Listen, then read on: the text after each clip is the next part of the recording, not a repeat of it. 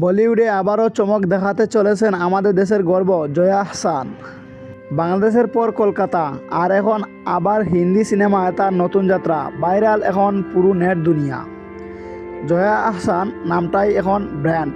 শুধু বাংলাদেশেই নয়, পশ্চিমবঙ্গেও তিনি এখন সুপারস্টার। বিসর্জন, বিনিশুত, দ্বিতীয় পুরুষ, একের পর এক সুপারহিট ছবিতে অভিনয় করে জয় করে নিয়েছেন কোটি ভক্তের মন। এবং এবার তিনি পা রাখলেন বলিউডে আরেকটি নতুন সিনেমার মাধ্যমে।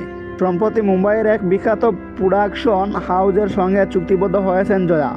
সূত্র বলছে এটি হতে চলছে একটি সামাজিক থ্রিলার সিনেমা, যেখানে জয়ার চরিত্র একদম অন্যরকম, রহস্যময় এবং শক্তিশালী।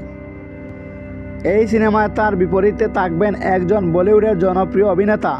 নাম এখনও প্রকাশ করা হয়নি, তবে গুঞ্জন চলছে তিনি হতে পারেন মনোজ বাজপেয়ী অথবা পঙ্কজ ত্রিপাঠী। বাংলাদেশের সিনেমা প্রেমীরা জয়ার এই আন্তর্জাতিক সাফল্য ভীষণ খুশি।